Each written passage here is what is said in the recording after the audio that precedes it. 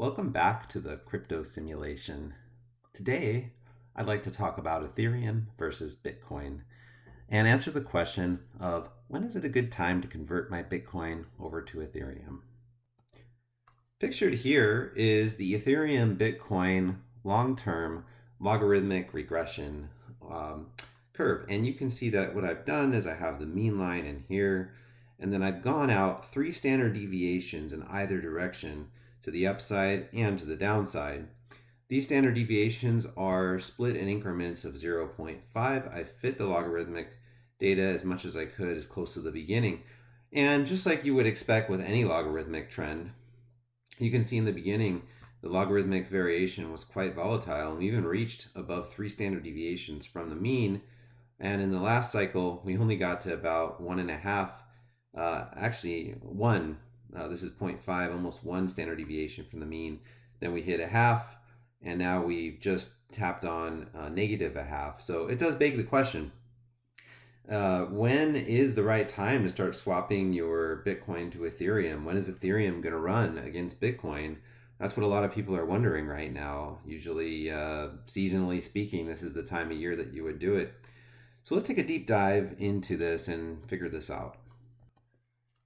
Now, before I focus on the most recent Ethereum Bitcoin cycle, I want to just zoom in on this logarithmic regression curve, and this is 0.5 standard deviations above right here, 0.5 below. And I just want to point out how it almost looked like we were carving out some kind of bottom here. I'm not saying that's what we did, but look at how these wicks down here got bought up so quickly when we went below the 0.5 line. So there's definitely some support here at the 0.5 logarithmic line, which corresponds to about 0.05 satoshis in valuation. Okay, so what I've done now is I've created a brand new logarithmic regression channel with 3 standard deviations to the top and 3 standard deviations to the bottom, with the mean line right here. I did not go in increments of 0.5, but I went in increments of 1. And you'll notice that this is a 2-week ETH Bitcoin chart, and we're going to start in April of 2021 to the present day. I'm also running a 2-week Gaussian channel, and you'll notice that we actually got out of this red Gaussian channel right around that time. So we've been in a green Gaussian channel. You see the nice concave up corresponding to the uptrend from ETH Bitcoin, inflection point in here, and then concave down into where we are today. And this trend has been kind of hugging between +2 and -2 standard deviations away from the mean. Lately, it's been kind of hugging between 1 and -1. And so the question is, it does look like it's carving out a bottom here, but is it really? If you go back to the last cycle, you'll notice that and this looks very, very different, okay? You can't compare the 2019 cycle to the current cycle. It just doesn't compare. But you will notice that 2-week Gaussian channel, when it first turned red, which was in like March of 2019, it stayed red for a while. And only when it inflected did we see ETH Bitcoin pop on through. So it does beg the question. I know a lot of people believe in the seasonality of ETH, and it is certainly possible that we pop up here, but this concerns me, seeing this red Gaussian channel, and it warrants further investigation. I'm going to be completely honest with you. This does not look like a healthy chart to me.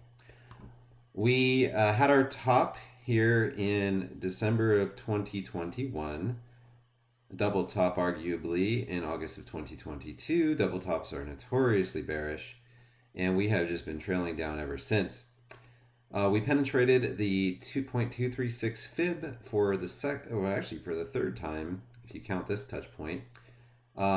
Well, even more than 3 times. You want to count all these wicks, these 2-week wicks, quite a few times. So this definitely has been a touch point. We held it, well, I wouldn't really call this holding it as support, but we certainly bounced out of this area really nicely, all the way until about September, where we crashed through it again. And, the good news is wicks down to near the 0.382 have been bought up. We're trying to get back above the 0.236, but I'm just afraid we're in a downtrend. Gaussians turned red. This is going to get much worse before it gets much better. You can see that we don't have a whole lot of volume support here between about 0.052 and 0.058-ish.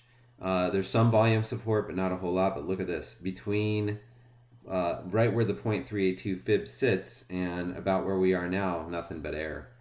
So if we do lose this level that we're kind of holding at, which I think we most likely will, this is going to spill down to the 0.382 fib, and it could even wick below that or even go below that. Just something to keep in mind. Looking at the Bollinger Bands, you can see that we entered into the bottom half of the Bollinger Band and kind of been staying there until recently. We bounced like around the 0.053-ish level. You know, I don't really want to get into the weeds with all these wicks. And then we came up and tapped the mean line of the Bollinger Band channels. Remember, this is plus or minus 2 standard deviations. And it looks like we got rejected, guys. So I think, you know, while it is possible we could try to bounce back up, I think the most likely direction is down, especially with the Gaussian turning red. Look at the way we slice through this Gaussian. Slicing through the green Gaussian like this is bearish. We just barely started the red Gaussian. So I don't know. I'm going to look at some other indicators, but this doesn't feel too great. Taking a look at the RSI and stochastic RSI, the RSI is in white, stochastic is in blue and orange. And I explained what this is in my Bitcoin video, so be sure to watch that if you want to learn more about it. You know, what I'm noticing is that the stochastic has been turned up. Probably explains why we got this little bowl shape here that looks like a bottom. The RSI had some bullish divergence, but this doesn't look very strong. It really doesn't. And if you go back in time to the last bull market for ETH Bitcoin, you got this double top here. You can see that there have been periods where we would get a bounce in the stochastic, but the RSI remained relatively flat. So I think that's most likely kind of what's happening here is we're seeing the seasonal move that we usually see, but it's not a spectacular move, and most likely it is going to resolve to the downside. Turn off the Gaussian channel and put on some moving averages, and this does not look good at all. It looks bearish. Look, we're trending underneath the 20, actually this is the 40-week SMA, because we're in a 2-week time frame, which I like to look at for ETH Bitcoin. Then up here in blue, you have the, I have to calculate these in my head, you have the 100-week SMA. Oh, man. First of all, the 20-week is being held as resistance, not as support. We've crashed through, kind of bowled our way out, but crashed through and then come back down again underneath this moving average, which is the 200-week. So we are underneath the 200-week, and we even wicked below the 400-week SMA. So how bearish can you possibly get? We're bearish.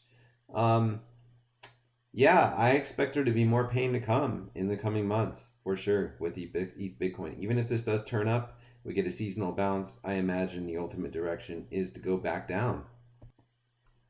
Now, this is an indicator I don't think I showed you in the last video. This is called the Oscillator Volume Profile, and it is configured for the MFI, which stands for Money Flow Index.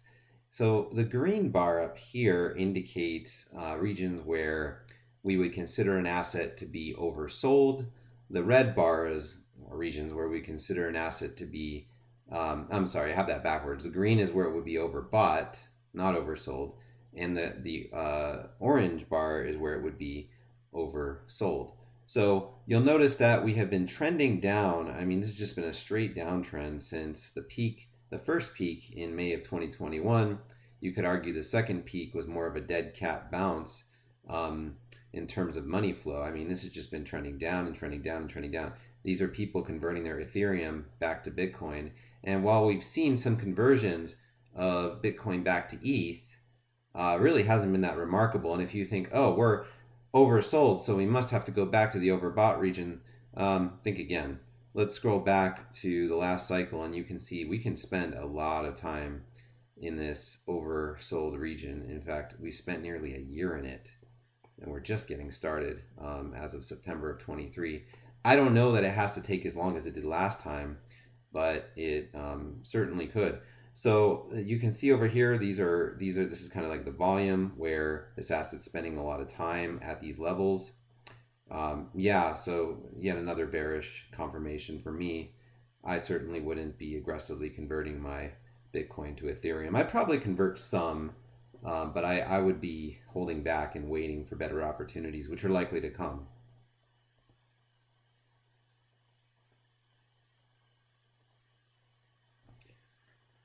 The bull bear power trend looks terrible as well.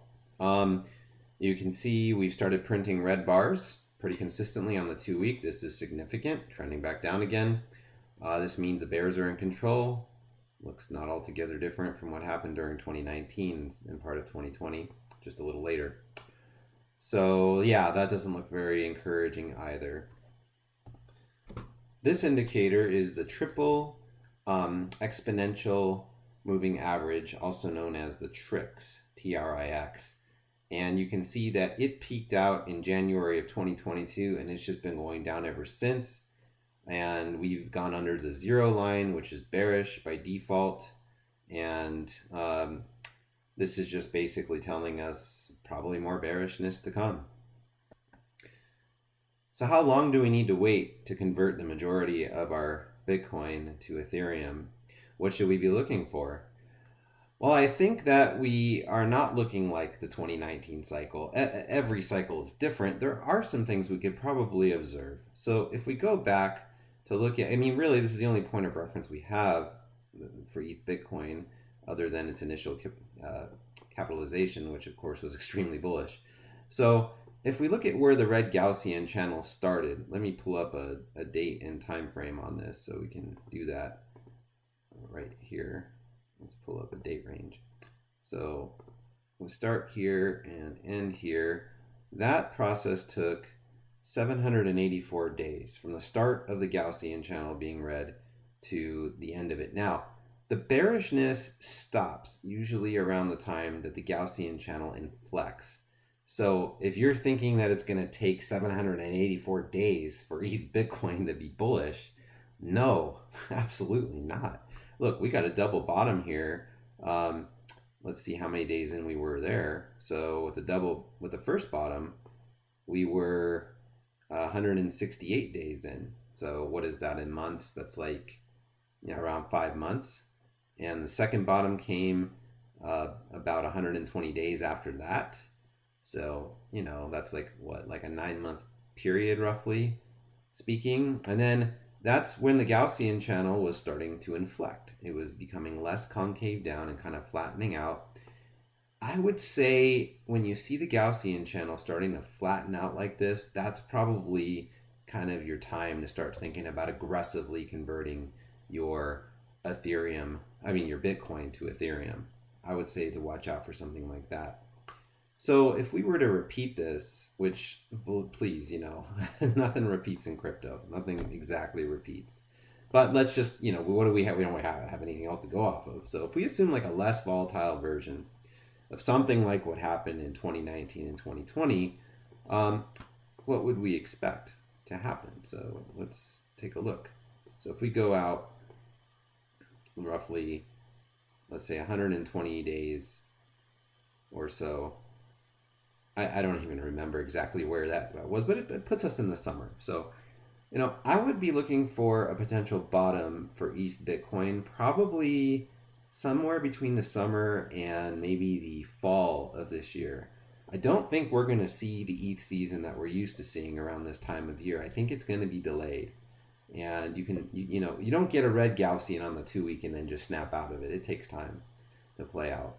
And it could be a really long time. If we go 786 days, you're talking February of 2026 before you see the Gaussian flip green again.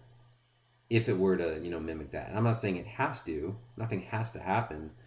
But I certainly would not convert all of my Bitcoin to Ethereum at this point, seeing what I'm seeing here. So, I think one other thing I'd like to look at is probably the Bitcoin and Ethereum dominance and see what those have to tell us. Since, we're just looking at the Bitcoin chart, we should also look elsewhere. Just taking one look at Bitcoin dominance from the 2-week perspective, and it looks bullish. I'm not going to lie. I've faded dominance in the past, but when I look at this right now, I see we're in a rough spot for dominance for sure. I mean, look at this top that we have, this rounded top. I drew a trend line in here, but look at this. We've got a green Gaussian on the 2-week. When was the last time that happened? Back in 2019. This was not a very convincing green channel, which makes me think that, dominance probably doesn't have that much longer to go before it collapses. But I'm thinking, dominance could get another kick, up. I mean, if you look at what happened here, dominance seems to be going through, diminishing returns and diminishing volatility, just like everything else, logarithmically. But you can see that nice inflection, and that's what we're going to be looking for, is an inflection. And dominance had a nice bounce into the parabolic rally, so we know dominance will probably get a bounce at some point into another parabolic rally by Bitcoin. Another reason not to let go of all your Bitcoin.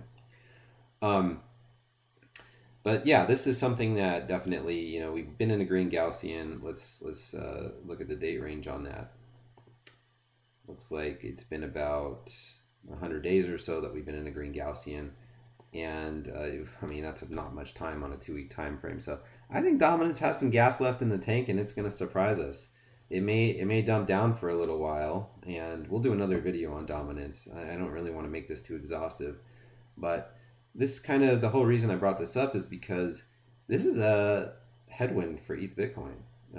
When dominance is going down like this, that's great for ETH Bitcoin, but it looks to me like dominance is probably bouncing here, and that is going to create some problems for ETH Bitcoin. This is Ethereum Dominance, and it looks rough. It just sliced right through its 2-week Gaussian. Not good. And it's holding the median line as resistance now. This is going to turn red soon. And we can see last time it turned red, how long was it before ETH Dominance recovered? Well, a little while, right? So it took about 168 days. That puts us out in the summer. So I'm guessing that what you're used to seeing happen in the early part, Q1 or Q2 for ETH, every January, Ethuary, not really going to happen. I think you're going to have an ETH summer. That's most likely what's coming our way, is an ETH summer, if this respects the trend that is forming, which is it needs time to unwind. And this is probably going to be on the back of Bitcoin dominance. Could be altcoins as well. I don't know. I think we'll do another video on that some other time. There could be some anomalies this cycle. Everything's different. But then there's some things that don't change. So we do got to keep an eye on those things, but ETH dominance looks terrible. So in conclusion, I think Ethereum is a fantastic project. It is my favorite layer one. I mean, Vitalik and developers have been working on Ethereum longer than any other layer one in the space. I'm very, very bullish on Ethereum. I don't want you to think that I'm not. It's just at the current moment, it's hard to be. We have this double top that we had about a year ago-ish, year to 2 years ago, formed that double top. Money's just been flowing out of Ethereum into Bitcoin and not really the other way around. And I don't see that changing anytime soon, although we could get a temporary bounce. That's always possible. Big picture though, I would hold on to most of my Bitcoin. I wouldn't be I've said this a few times, but I wouldn't be doing aggressive Bitcoin to ETH conversions at the moment. I would probably wait on it and maybe just layer your way out so that you don't get FOMO, right? So you could layer a little bit out here. Maybe if we drop it, to 0.05, layer a little bit more out, 0.045, layer a little more out. I don't know exactly where the bottom is, but if, let's pull up the VRVP one more time so we can talk about that. So if I had to take a guess on what is the most likely outcome with ETH Bitcoin, this is pretty much what I would be looking at. I think we are very likely to get down into the 0.04 region. I don't know if we'll get down to 0.035. I mean, maximum support certainly exists here in the 0.035 region. That's, to me, as low as this would possibly go. I think it's possible we could wick there between 0.035 and 0.04 Satoshis. But I would layer into Bitcoin. Into Ethereum. I would layer into Ethereum. I probably wouldn't get too aggressive at any point. That's a dangerous game to play. But you could see something like this seems pretty plausible. And then we get Ethereum kind of coming back to life in the summer, and instead of ETHUary, we get the summer of Ethereum, DeFi summer, something like that, right? Would certainly rhyme with what's happened in the past. Um, like I said, it needs some time to cool off from that, massive bull run that it had in the last cycle. So those are my thoughts about Ethereum against Bitcoin. And remember, nothing I tell you here is financial advice. I am not a financial advisor. I'm certainly not your financial advisor. You should always do your own research, form your own opinions. The best technical analysis is that done with friends. Make sure to like, comment, and subscribe if you haven't done so already. Check out my Bitcoin video that I did before this. I don't mean to be sounding bearish. I'm just reading what the charts tell me. I want bullishness as much as you, but we have to respect the charts. The charts don't lie. So until next time, see you later.